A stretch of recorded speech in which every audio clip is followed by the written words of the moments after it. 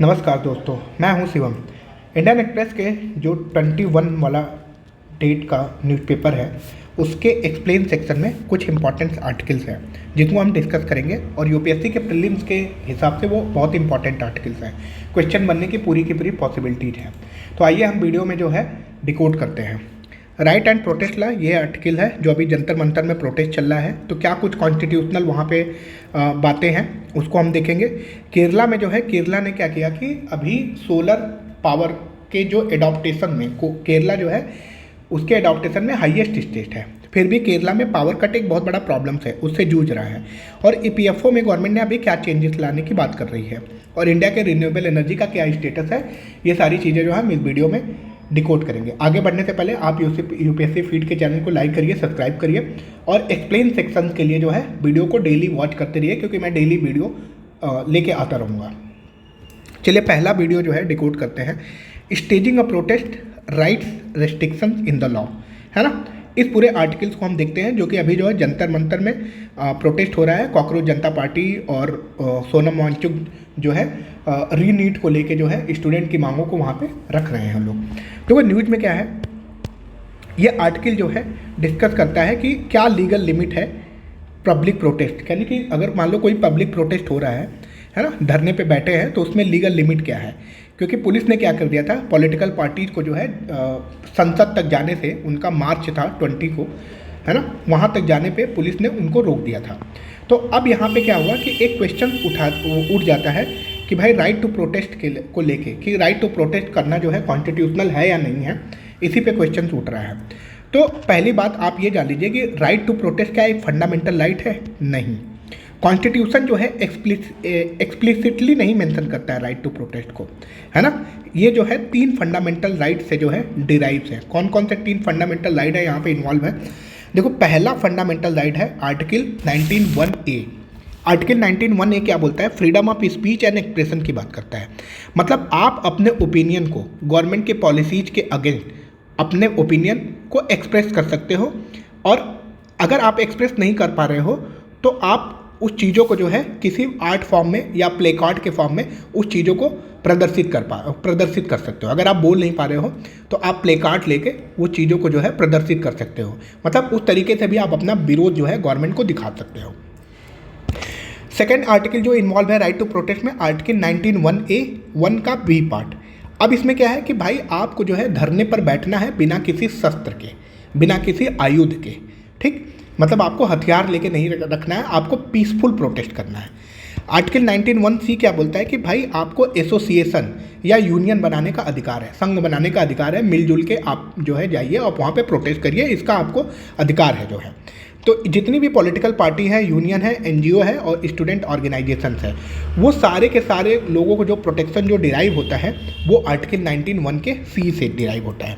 तो अब इसमें क्वेश्चन आता है कि क्या गवर्नमेंट जो है प्रोटेस्ट को रेस्ट्रिक्ट कर सकती है, रोक सकती है? यस, रोक सकती है। क्यों?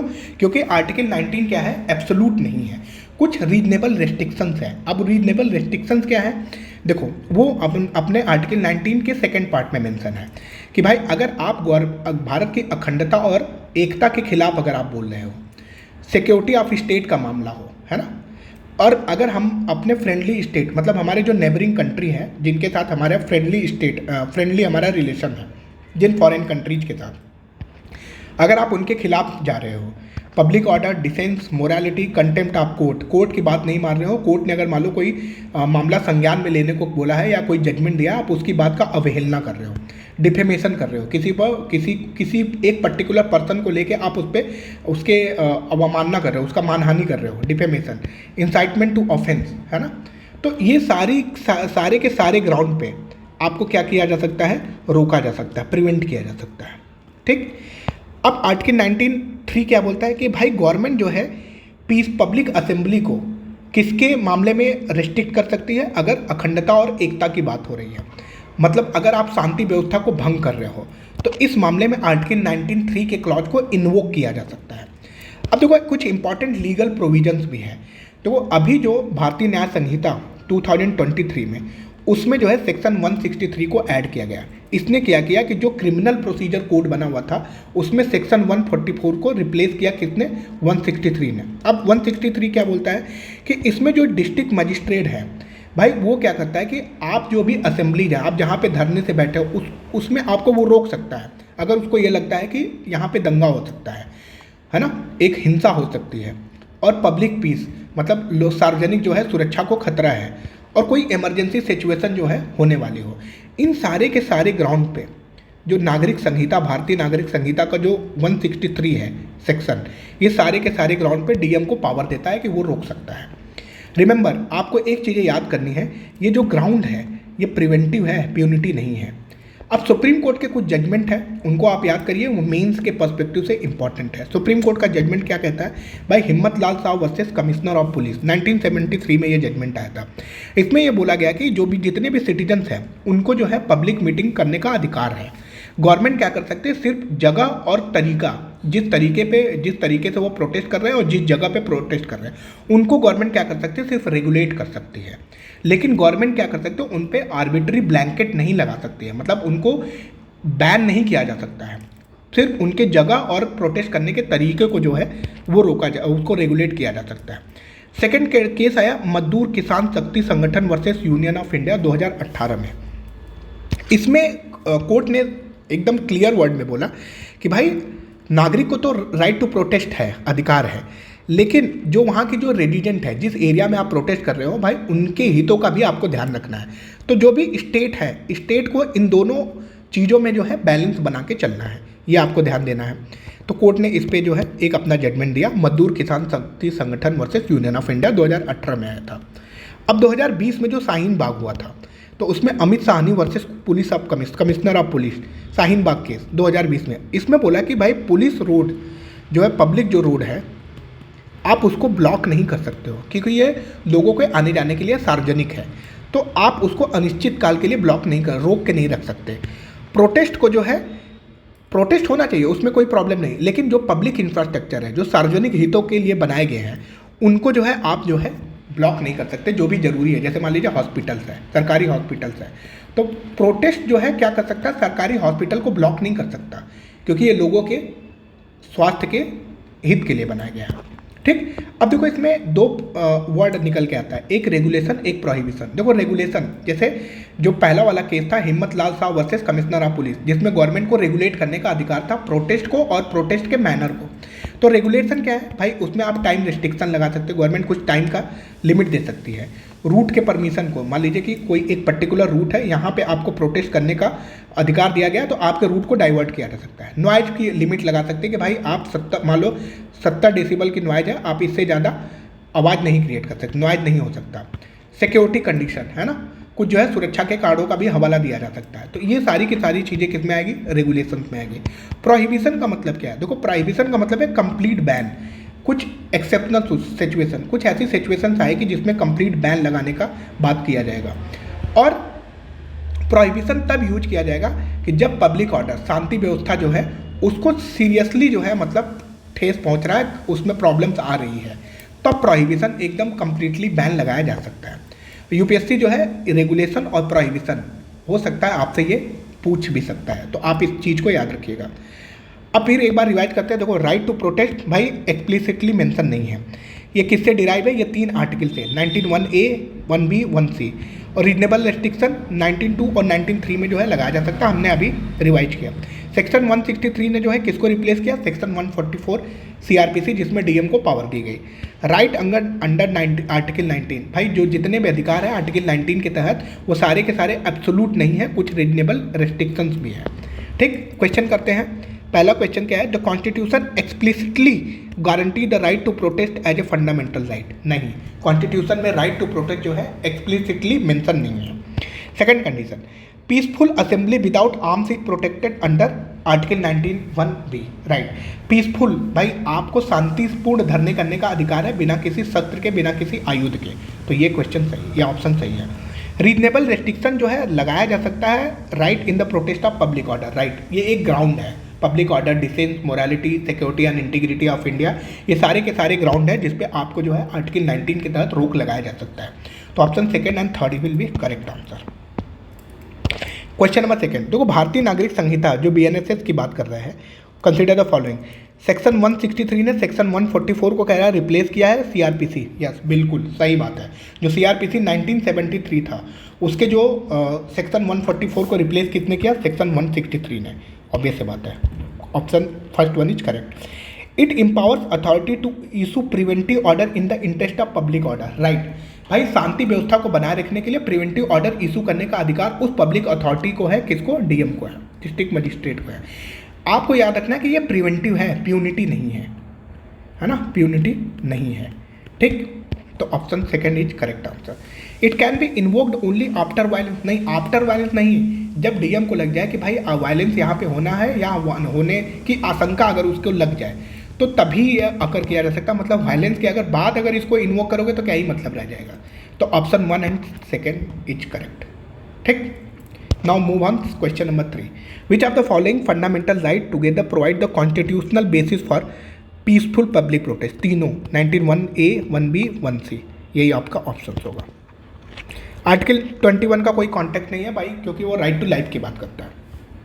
ठीक, now question article 2। Despite record solar adoption why Kerala is facing power cut. देखो केरला में जो है मैसिव लेवल पे रूफटॉप सोलर लगाया गया है, लोगों ने अपने अडॉप्ट किया अपनी छतों पे, लेकिन फिर भी जो है केरला जो है पावर कट के इशू को फेस कर रहा है। आज हम इसी चीज़ को समझेंगे कि ऐसा क्या हो रहा है उसी स्टेट के अंदर। देखो केरला ने जो है इम्प्रेसिव रूफटॉप सोलर अडॉप्शन, जो पीएम सूर्य घर योजना आई थी, जो स्कीम आई थी, उसके अंदर जो है रूफटॉप सोलर का अडॉप्शन जो है केरला में ज़्यादा हुआ है। ठीक, अब प्रॉब्लम यह आ रही है कि भाई जो पीक आवर होती है लाइक जैसे इवनिंग या आफ्टरनून, इनमें जो है इलेक्ट्रिक जो है बोलते हैं कि ये पीक आवर है। अब यहाँ पे क्या होता है, पावर कट के इशू को हम फेस कर रहे हैं। तो वो रूफटॉप सोलर क्या होता है भाई? रूफटॉप सोलर ये होता है कि आपके घर, ऑफिस, स्कूल या इंडस्ट्री, उनकी छत पे जो है आपको सोलर पैनल को इंस्टॉल करना है। That is called rooftop solar. इनका एडवांटेज क्या है कि भाई एडवांटेज ये होगा कि हमको इंपोर्ट नहीं करना पड़ेगा बाहर से फॉसिल फ्यूल, जो कि हमारी बिजली बनाने में यूज किया जाता है। तो हम अपना फॉसिल फ्यूल पे डिपेंडेंस जो है कम करेंगे। इलेक्ट्रिसिटी बिल जो है हमारा कम होगा। क्लीन एनर्जी जनरेट होगी, क्योंकि हम सोलर डायरेक्ट जो है सूर्य की ऊर्जा को यूज करके हम मैकेनिकल में लाइट एनर्जी को हम डायरेक्ट इलेक्ट्रिकल एनर्जी में कन्वर्ट कर रहे हैं। तो ये क्लीन एनर्जी जो है हमारे यहाँ जनरेट होगा। उसके बाद ट्रांसमिशन रिड्यूस होगा। प्रॉब्लम ये होता है कि जब भी हमारे यहाँ ग्रिड से लाइट आती है, तो ग्रिड से जब लाइट आती है तो किसी एक पर्टिकुलर वायर के थ्रू जो है हमारे घरों तक पहुँचती है। तो इतना लॉन्ग जर्नी ये वायर जो है ट्रेवल करता है, तो इसके वजह से जो है ट्रांसमिशन लॉस होता है ना, वायर की वजह से अपना ट्रांसमिशन लॉस होता है। तो अब क्या होता है कि सोलर पावर में भाई हम अपनी छत के ऊपर लगाएं और हमारे घर के नीचे, मतलब हमको 20 से 30 मीटर ही वायर हमें खाली हमें खींचना पड़ता है अपने घर पे लाके। तो इसका मतलब ट्रांसमिशन लॉस जो है यहाँ पे नहीं होगा। पीएम सूर्य घर मुफ्त बिजली योजना तो को कब लॉन्च किया गया था? 2024 में लॉन्च किया गया था। इसका विजन क्या था कि भाई हमें रूफटॉप सोलर को लोगों के घरों में प्रमोट करना है, इलेक्ट्रिसिटी बिल को हमें रिड्यूस करना है और रिन्यूएबल एनर्जी की कैपेसिटी को बढ़ाना है, और इलेक्ट्रिसिटी जनरेशन में हमें डिसेंट्रलाइज करना है, कि मतलब सिर्फ एक प्लेयर नहीं होगा, बहुत नंबर ऑफ प्लेयर्स इसके अंदर आएंगे। ये इसका ऑब्जेक्टिव होगा। अब यूपीएससी के पर्सपेक्टिव से आपको ये याद करना है कि ये कौन सी मिनिस्ट्री के अंदर आता है। ये ministry of new and renewable energy के अंडर में आता है, ना कि मिनिस्ट्री ऑफ पावर, है ना। यहाँ पे आप ट्रैप हो सकता है, यूपीएससी बोल सकता है कि भाई सोलर रूफटॉप सोलर जो है comes under the ministry of power. नहीं, ये ministry of new and renewable energy के अंदर आएगा। इसका फोकस क्या है कि भाई लोगों के घरों पे रूफटॉप सोलर लगवाना। अब केरला पावर कट क्यों फेस कर रहा है? देखो सोलर पावर जो है इंटरमिटेंट है। इंटरमिटेंट का मतलब इरेगुलर, है ना, वो रेगुलर नहीं मिल सकता आपको सोलर पावर। सोलर पावर में प्रॉब्लम यही है कि जब तक सूर्य भगवान है तब तक हमको दिन भर में इलेक्ट्रिसिटी जनरेट होगी, और जो है वहीं सनलाइट जब जितना टाइम तक अवेलेबल है उतना टाइम सोलर पैनल जो है इलेक्ट्रिसिटी जनरेट करेगा। सनलाइट नाइट में नहीं होती, रेनी वेदर में नहीं होती। अगर हैवी क्लाउड कवर हो जाए उस टाइम में जो है सनलाइट नहीं होगी, तो उसके वजह से सोलर पैनल जो है इलेक्ट्रिसिटी जनरेट नहीं करता। इस वजह से सोलर जो है 24/7 जो है इलेक्ट्रिसिटी आपको नहीं प्रोवाइड करेगा। सेकेंड रीजन क्या है कि भाई पीक डिमांड जो है नाइट के टाइम पे जनरेट होती है। नाइट के टाइम पे सब लोग एसी यूज करते हैं, फैन, लाइट, हाउस होल्ड के सारे अप्लायंसेस यहाँ पे चलते हैं। तो मोस्टली क्या होता है कि इवनिंग और नाइट के समय जो नंबर ऑफ इलेक्ट्रिसिटी की जो डिमांड होती है, आवर्स ऑफ इलेक्ट्रिसिटी की डिमांड होती है, वो बढ़ जाती है। अब यहाँ पे जो है सोलर जनरेशन भी ऑलमोस्ट जीरो होता है, क्योंकि नाइट में जो है सोलर जो है पावर जनरेट नहीं हो सकता, क्योंकि सूर्य जो है अस्त हो चुके होते हैं, है ना। तो इसके वजह से जितना केरला का डिमांड है केरला का जितना डिमांड है उतनी सप्लाई केरला को मिल नहीं पा रही है, ठीक, इलेक्ट्रिसिटी के लिए। तो इसके वजह से क्या हो रहा है कि डिमांड और सप्लाई के बीच में गैप क्रिएट हो जा रहा है। अब डिमांड और सप्लाई के बीच में गैप क्रिएट हो रहा है, इस वजह से लोगों को पावर कट का इशू फेस करना पड़ रहा है। ये एक तो पहला रीजन था। सेकंड रीजन था। थर्ड रीजन क्या था कि भाई हाइड्रो पावर लिमिटेशन। प्रॉब्लम यह है कि केरला जो है साउथ वेस्ट मानसून पे ज़्यादा निर्भर है ना। यहाँ केरला है, साउथ वेस्ट मानसून यहाँ के हिट करता है। तो प्रॉब्लम यह है कि अभी अल नीनो कंडीशन चल रहा है। अल नीनो कंडीशन में केरला को बारिश उतनी अच्छी मिली नहीं, पुअर रेनफॉल हमें देखने को मिला। अब जब पुअर रेनफॉल होगा तो हमारे जो स्टोरेज लेवल होंगे, जो भी रिजर्वायर लेवल होंगे, वो कम हो जाएंगे, जिसके वजह से जो है हाइड्रो पावर के वजह से जितनी इलेक्ट्रिसिटी जनरेट होती थी उतनी इलेक्ट्रिसिटी जनरेट नहीं हो पा रही है। तो दोनों सोलर पावर और हाइड्रो पावर ये जो है इनएडिक्वेट है, पर्याप्त नहीं है लोगों की डिमांड पूरी करने के लिए। इसके वजह से जो है इलेक्ट्रिसिटी का गैप देखने को मिल रहा है, जितना डिमांड है उतनी सप्लाई हो नहीं पा रही है। चौथा रीजन क्या है भाई, लिमिटेड एनर्जी स्टोरेज।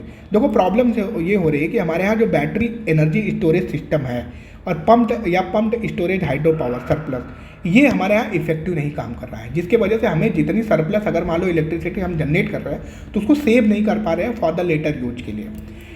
पांचवा रीजन क्या है, ग्रिड मैनेजमेंट। देखो इलेक्ट्रिसिटी डिमांड जो है हर सेकंड जो है चेंज हो सकती है, तो जो ग्रिड ऑपरेटर है वो कंटिन्यूसली उसको बैलेंस करना पड़ेगा कि भाई कितनी इलेक्ट्रिसिटी जनरेट हो रही है और कितना कंजम्पशन हो गया, उसके डेटा को उसको फोरकास्ट करना पड़ेगा, डेटा फोरकास्टिंग। इसके वजह से जो है प्रॉब्लम यहाँ पे क्रिएट हो रही है केरला के अंदर। तो केरला के अंदर कुल मिला के एक स्ट्रक्चरल प्रॉब्लम, ऊपर से क्लाइमेट प्रॉब्लम, और ऊपर से जो है क्या नाम से सोलर पावर का जो एडॉप्टेशन है वो भी उनके लिए एक प्रॉब्लम क्रिएट किया है। तो इस वजह से पूरे के पूरे स्टेट में जो है पावर कट के इशू को देखने को मिल रहा है। अब देखो पावर ग्रिड क्या है, पावर ग्रिड ये है भाई जहाँ से ग्रिड क्या करता है, एक नेटवर्क है ना। ग्रिड एक इंटरकनेक्टेड नेटवर्क है जो कि इलेक्ट्रिसिटी जनरेट करेगा, ट्रांसमिट भी करेगा और कंज्यूमर तक, डायरेक्ट टू कंज्यूमर के घर तक भी पहुँचाएगा, है ना। तो इसको बोला जाता है ग्रिड। अब इसके मेजर कंपोनेंट क्या है भाई, पावर प्लांट है, ट्रांसमिशन लाइन है, सब स्टेशन है, डिस्ट्रीब्यूशन नेटवर्क है। आपके भी एरिया में बहुत सारे सब स्टेशन होंगे, डिस्ट्रीब्यूशन नेटवर्क भी होंगे, है ना। और इधर सोनभद्र जाओ तो उस टाइम पे ओबरा में जो है पावर प्लांट भी है। अब दो चीज़ें यहाँ पे एक इंपॉर्टेंट बनती है, बेस लोड और पीक लोड क्या होता है। देखो इनके डेफिनेशन को समझना इंपॉर्टेंट है, यहाँ पे क्वेश्चन भी जनरेट हो सकता है यूपीएससी में। देखो बेस लोड वो लोड है कि इलेक्ट्रिसिटी डिमांड अगर दिन भर में जितनी होती है ना, कितने मिनिमम जो है इलेक्ट्रिसिटी डिमांड जो है मिनिमम कितना चाहिए, वो that is called base load. अब ये एग्जाम्पल हम हॉस्पिटल, रेलवे और इसेंशियल सर्विस, यहाँ से हम अपना जो है एक तरीके से मेजर करते हैं कि भाई इनको कितना डिमांड चाहिए, उसको run out through out the run, मतलब थ्रू आउट द डे इनको रन करने के लिए कितनी इलेक्ट्रिसिटी की डिमांड है, उसी डिमांड को हम क्या करते हैं, बेस लोड बोलते हैं। पीक लोड क्या बोलते हैं भाई, इलेक्ट्रिसिटी कुछ घंटे के लिए, जैसे मान लीजिए इवनिंग और नाइट, ये कुछ ऐसे समय हैं जिनके अंदर जो है इलेक्ट्रिसिटी की डिमांड जो है बहुत ज़्यादा होती है, लाइक इवनिंग में और समर में, तो इसको बोला जाता है पीक लोड। अब renewable energy versus conventional energy. देखो कन्वेंशनल एनर्जी में आप कोल का यूज करोगे, नेचुरल गैस का यूज करोगे, डीजल का यूज करोगे, लिग्नाइट का यूज करते हो आप किसको बनाने के लिए, इलेक्ट्रिसिटी को बनाने के लिए। बट रिन्यूएबल में ऐसी कहानी नहीं है। रिन्यूएबल में आप प्योरली सोलर, विंड, हाइड्रो और बायोमास, इनको सब यूज करके आप इलेक्ट्रिसिटी बना रहे हो। आपको याद करना है, देखो यूपीएससी एक क्वेश्चन पूछ सकता है, देखो रिन्यूएबल्स क्लीनर तो है लेकिन इंटरमिटेंट है, मतलब इरेगुलर है ना, रेगुलर सनलाइट नहीं आ पा रही है, इसके वजह से जो है रिन्यूएबल्स क्लीनर तो है लेकिन इंटरमिटेंट है। अब एनर्जी स्टोरेज टेक्नोलॉजी, ये इंपॉर्टेंट है, बैटरी स्टोरेज सिस्टम और पम्प्ड स्टोरेज सिस्टम, इसको आप याद कर लीजिएगा। अब इम्पॉर्टेंट जो है, पीएम सूर्य घर योजना 2024 में लॉन्च हुई थी, एमएनआरई के अंदर है, मिनिस्ट्री के अंदर है, और ये क्या करती है, रेजिडेंशियल जो कंज्यूमर्स है उनके घरों पे जो है आप रूफटॉप सोलर लगा रहे हो। सोलर जो है इंटरमिटेंट है, कंटिन्यूस नहीं है, ये इंपॉर्टेंट है। अब आगे क्वेश्चन पे आते हैं, consider the following statement regarding roof top solar power. देखो रूफ टॉप सोलर पर क्या है भाई, roof top solar generate electricity through out the day and night, through out the day and night, ये आपको चीज़ें देखना पड़ेगा, ठीक है, बिल्कुल सही है। Through out the day and night सही है, नहीं, डे तो आपका सही है पर नाइट नहीं है, क्योंकि नाइट के टाइम पे आपको सनलाइट नहीं मिलेगी। It reduced transmission loss because electricity generated, right. आप अपने घर के ऊपर इलेक्ट्रिसिटी जनरेट कर रहे हो, 10 से 20 मीटर का वायर है, तो ट्रांसमिशन लॉस ऑलमोस्ट नेग्लिजिबल है। तो क्वेश्चन सेकंड, ऑप्शन सेकंड सही है। It contribute decentralise electricity generation. या पहले क्या होता था कि भाई पावर प्लांट इलेक्ट्रिसिटी जनरेट करता था, लोगों के घरों में बेचता था, लोगों घर में जाता है। तो अब प्रॉब्लम क्या है, अब एक अच्छी चीज़ ये हो गई कि भाई जैसे सोलर पावर आया है, लोग अपने से अपने घर पे बिजली बना रहे हैं भाई, और उनके घर पे उनको जितना यूज है उनको बिजली मिल जा रही है। तो एक तरीके से डिसेंट्रलाइजेशन हो गया। तो question option second and third will be the correct option. Now move on the question number second. The question number second में पम्प्ड स्टोरेज हाइड्रो पावर की बात करी गई है। देखो, it store energy by pumping water to a higher reservoir during period of surplus electricity, right. जब period of surplus electricity होता है उस टाइम पे क्या, हायर रिजर्वायर से आप जो है पंप करके जो है वहाँ से इलेक्ट्रिसिटी बनाने की कोशिश करते हो। It is primarily use for seasonal irrigation storage, नहीं, उसके लिए हम यूज नहीं करते हैं। It helps integrate variable renewable source into the power grid, right, option third सही है। ठीक। Which of the following factor can contribute to the power shortage even in a state with high solar capacity. देखो, जैसे केरला का example है कि भाई वो भी पावर शॉर्टेज को जो है फैक्टर को फेस कर रहा है, फिर उसके किसके वो होते हुए, हाई सोलर पावर कैपेसिटी को होते हुए। अब इसमें क्या है, क्या फैक्टर है भाई, पीक इलेक्ट्रिसिटी की डिमांड सनसेट के बाद बढ़ जाती है, राइट, इवनिंग एंड नाइट के समय। एडिक्वेट एनर्जी स्टोरेज सिस्टम हमारे पास नहीं है, राइट, जैसे बैटरी स्टोरेज सिस्टम और पम्प्ड हाइड्रो स्टोरेज सिस्टम, ये दो सबसे बड़े फैक्टर हैं जिसके वजह से ये प्रॉब्लम हम लोग फेस कर रहे हैं, राइट। डिपेंडेंस और रेनफॉल, बिल्कुल सी बात है, इंडिया क्या करता है मोस्टली जो है हम रेनफॉल पे डिपेंड्स है, और उसमें केरला जो है मेजरली जो है साउथ वेस्ट मानसून पे डिपेंड्स है। तो अगर हम रेनफॉल हमारे यहाँ कम होगी जिसकी वजह से रिजर्वायर लेवल कम होगा, रिजर्वायर लेवल कम होगा तो उसकी वजह से हम जो है इलेक्ट्रिसिटी उतना जनरेट नहीं कर पाएंगे जितना हमको रिक्वायरमेंट है। तो डिपेंडेंस अगर रेनफॉल पे रहेंगे तो जिसकी वजह से हाइड्रो पावर जनरेशन जो होगा वो हमारा कम होगा, option third is the right answer. अब देखो ईपीएफओ में क्या प्रपोज कर रही है गवर्नमेंट, देखो ईपीएफओ 3.0 को प्रपोज करने वाली है गवर्नमेंट। अब ईपीएफओ 3.0 बेसिकली ये जो है गिग और प्लेटफॉर्म वर्कर को जो है इसमें इंक्लूड किया जाएगा। अब देखो ईपीएफओ क्या है, ईपीएफओ का मतलब होता है भाई एम्प्लॉयज प्रोविडेंट फंड ऑर्गेनाइजेशन। ये इंडिया का सबसे बड़ा लार्जेस्ट सोशल सिक्योरिटी ऑर्गेनाइजेशन है, याद रखिएगा, ये इंपॉर्टेंट है यूपीएससी के लिए कि इंडिया का लार्जेस्ट सोशल सिक्योरिटी ऑर्गेनाइजेशन कौन सा है, वो है हमारा ईपीएफओ। कब इस्टेब्लिशमेंट हुआ था, 1952 में इस्टेब्लिशमेंट हुआ था। किसकी मिनिस्ट्री के अंदर आता है भाई, ministry of labour and employment के अंदर आता है। और याद रखना है कि ये जो ईपीएफओ है अपना, ये एक स्टैट्यूटरी बॉडी है, कॉन्स्टिट्यूशनल बॉडी नहीं है ना। स्टैट्यूटरी बॉडी का मतलब ये किसी न किसी एक्ट से आया होगा, पार्लियामेंट ने किसी एक पर्टिकुलर एक्ट लाके ईपीएफओ को बनाया होगा। तो वो एक्ट कौन सा है, देखो वो एक्ट है employed provident fund and miscellaneous provision act 1952। इसके तहत जो है गवर्नमेंट ने जो है ईपीएफओ को क्रिएट किया हुआ है। ठीक, ऑब्जेक्टिव क्या है भाई, अगर इंसान रिटायर हो जाता है उसके बाद प्रोविडेंट फंड देना, पेंशन देना, स्कीम देना, इंश्योरेंस देना। अब तीन इसके जो है मेन स्कीम है ईपीएफओ के। पहला एम्प्लॉयड प्रोविडेंट फंड स्कीम, भाई जब एम्प्लॉय नौकरी करता है तब उसके सैलरी से कुछ पैसे डिडक्ट होते हैं, कुछ पैसे जो है सरकार अपना उसके अकाउंट में के लिए रखती है, और कुछ जो है इंसान अपना खुद का पैसा उसके सैलरी से डिडक्ट होता है। तो इसमें क्या होता है, एम्प्लॉय और एम्प्लॉयर दोनों जो है कंट्रीब्यूट करते हैं, सरकार उस पर क्या करती है, इंटरेस्ट देती है, और लम सम जो है पेड अमाउंट जो है पेड होता है जो है विड्रॉल के लिए जब वो रिटायर हो जाता है। अब देखो पेंशन भी मिलती है 1995 में एम्प्लॉयज पेंशन स्कीम बनाया गया। इसमें क्या होगा कि भाई एम्प्लॉयज को रिटायरमेंट के बाद पेंशन मिलेगी। अच्छा, मंथली पेंशन दिया जाएगा, फैमिली पेंशन दिया जाएगा, विडो पेंशन दिया जाएगा, डिसेबिलिटी पेंशन दिया जाएगा। तो पेंशन किसके अंदर आएगा, ईपीएस के अंदर आएगा, ना कि ईपीएफ के अंदर आएगा। ये इंपॉर्टेंट बन जाता है। उसके बाद employ deposit link insurance EDLI scheme बनाएगी 1976 में। अगर कोई मान लो कोई किसी की डेथ हो जाती है तो उसके नॉमिनी को जो है वो सारा का सारा जो है मनी उसको दिया जाएगा। यहाँ पे 1976 में ईडीएलआई को जो है प्रपोज किया गया। And what is the EPFO 3.0। देखो ईपीएफओ 3.0 में गवर्नमेंट ने जो है प्रपोज क्या किया रिफॉर्म कि भाई इसको मोर डिजिटलाइज होगा, ट्रांसपेरेंसी ज़्यादा होगा, ईजियर टू एक्सेस होगा, और inclusive of the new age worker होगा। और पॉसिबल फीचर क्या होगा भाई, अब एटीएम लाइक विड्रॉल फैसिलिटी भी दिया जाएगा। फास्टर क्लेम से पहले क्लेम को सेटल होने में 15 से 30 डेज का टाइम लगता था, नाउ जो है claim settlement will be faster. और सर्विसेज क्या होगी, हमारी डिजिटल्स होगी, और इसको जो है यूनिवर्सल सोशल सिक्योरिटी कवरेज भी बनाया जाएगा। अब इसमें हम क्या करेंगे कि जितने भी गिग और प्लेटफॉर्म वर्कर है उनका भी इंक्लूजन करेंगे। इसी के लिए ईपीएफओ 3.0 लेके आने की कोशिश हो रही है। अब गिग वर्कर क्या होता है भाई? गिग वर्कर याद करना कि गिग वर्कर और प्लेटफॉर्म वर्कर लॉ के अंदर दोनों सेपरेटली डिफाइंड है, याद रखना। अगर कल को कोई क्वेश्चन आ जाए जिसमें बोले कि भाई गिग वर्कर और प्लेटफॉर्म वर्कर दोनों एक है, नहीं, लॉ के अंदर जो है सेपरेटली डिफाइंड है। तो क्या है भाई लॉ के अंदर? देखो, गिग वर्कर वो वर्कर होता है जो टेम्प्रोरी होता है, फ्लेक्सिबल होता है और टास्क बेस्ड काम करता है।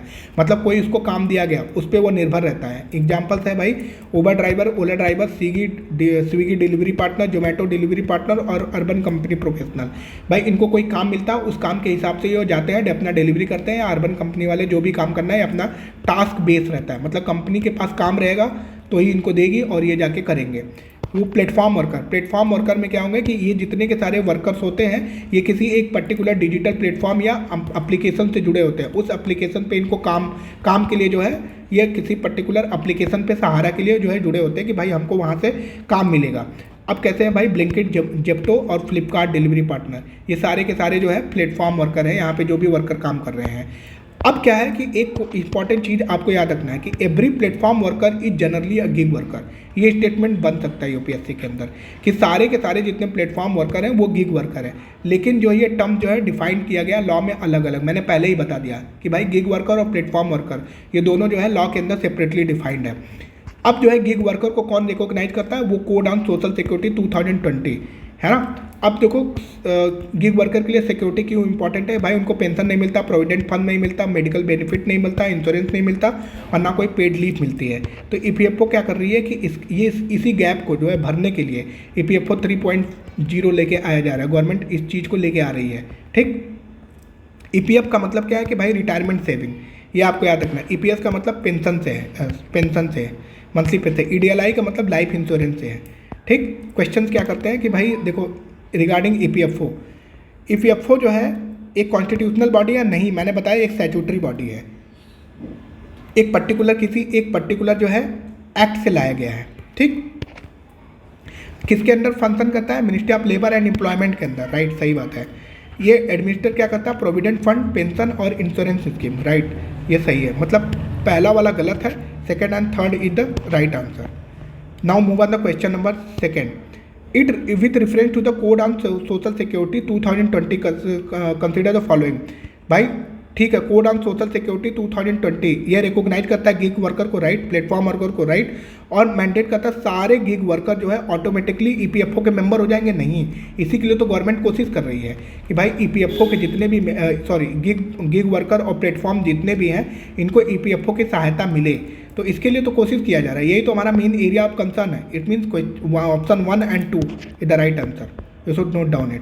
देखो ईपीएफ मैंने बताया था प्रोविडेंट फंड से रिलेटेड है, ठीक, मतलब आपका ईपीएफ जो है रिटायरमेंट सेविंग से रिलेटेड है, ठीक। ईपीएफ मैंने बताया था मंथली पेंशन जहाँ आएगा वहाँ ईपीएफ, ईडीएलआई, एलआई का मतलब लाइफ इंश्योरेंस, ठीक, ये यहाँ पे आता है, मतलब first one is the correct answer. तो ईपीएफओ स्टैट्यूटरी बॉडी है, 1952 में बनता है, ministry of labour and employment. EPF मैंने बोल दिया कि आप अपने रिटायरमेंट के लिए सेविंग कर रहे हो, वो एक पर्टिकुलर कार्पस में पैसा जाता है, उस कार्पस को बोलते हैं EPF, employment provident fund. Monthly pension जो है गवर्नमेंट 1995 में एक ऑर्गेनाइजेशन बनाई थी, दैट इज जो ईपीएफ का पार्ट है, ईपीएफओ का पार्ट है, that is employment pension scheme. EDLI employment जो है ये क्या बोलते हैं कि इंश्योरेंस, गवर्नमेंट ने एम्प्लॉय के लिए इंश्योरेंस बनाया गया कि मान लीजिए कोई सी एम्प्लॉय को जॉब में रहते कुछ प्रॉब्लम्स हो गया तो उसके नॉमिनी को जो है वो सारा का सारा कवर प्राप्त हो जाएगा। कोड ऑन सोशल सिक्योरिटी 2020 ये क्या कर रही है? कोड जो है जितने भी गिग और हमारे यहाँ प्लेटफॉर्म वर्कर उनको जो है हमारे यहाँ रिकॉग्नाइज कर रही है। तो गाइज ये वीडियो यहीं पे मैं ख़त्म करता हूँ, वीडियो बहुत ज़्यादा लंबी हो जाएगी इसके बाद अगर हम पूरे डिटेल में एक्सप्लेन करेंगे। तो ऐसे ही मैं जो है इंडियन एक्सप्रेस के सारे आर्टिकल्स को डिकोड करता रहूँगा। आप डेली देखिए, क्वेश्चन को नोट करिए, नोटबुक में अपने सारे टर्म्स को लिखिए और जो भी चीज़ें आपको टफ लग रही हो आप वीडियो पे कमेंट करिए या डिस्कशन करिए, मैं उसकी रिप्लाई देने की पूरी कोशिश करूँगा अपने साइड से। Till then bye bye, take care.